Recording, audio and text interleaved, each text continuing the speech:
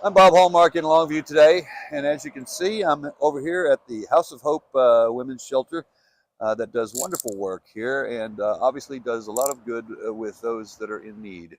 Now, the reason I'm here is because it is the holidays, and it is a time for most of us to spend with our family and friends, eating, having a good time, shopping, exchanging gifts, that sort of thing. But for some, like the ladies that are here, that's a very difficult thing to do.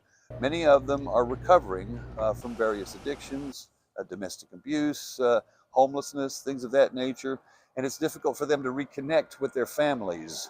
But the hope is that as they recover their lives, they reconnect with their families. And we're joined now by the assistant manager here. This is Laura Benson. Laura, I guess you've seen this over the years. You've seen how the ladies come in, and it's a very difficult journey for them because they literally have nobody when they come here. Yes, and with the weather getting cold and when Thanksgiving rolls around and Christmas is coming around, people don't realize how lonely it actually is.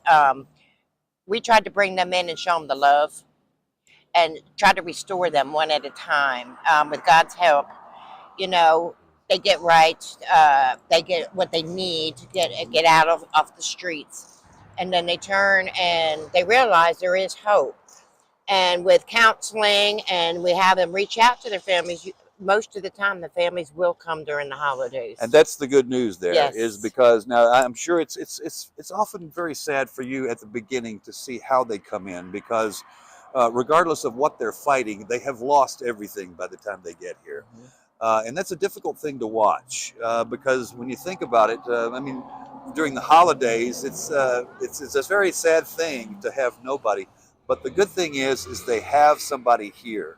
They become family here, don't they? Yeah, we try to keep this as a family environment.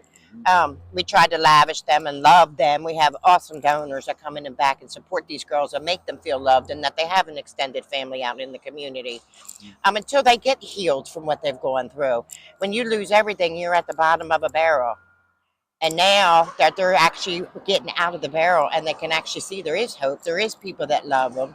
And once they learn to love themselves, and their families come back around. And that's really the success story here too. You've Yes. seen this over the years, how this can happen, is that they come in and maybe at their lowest point and thinking, here's where I am and here's where I'm going to stay. And there's a turnaround point, you know, not only using faith-based ministry, but also, you know, being able to tell them you have value, you're worth something. And you can get that back. That's the big message that this shelter has always given them, is that you can reclaim your life. Yeah, we try to love the unlovable. You know, when they don't love themselves, they don't have a care in the world, and they try to put boundaries up and they won't let anybody in. When we bring them here, we love them where they're at. We don't want them to be anything else but what they are. And then we work with them, get them counseling and get them outsourced and resources to help them.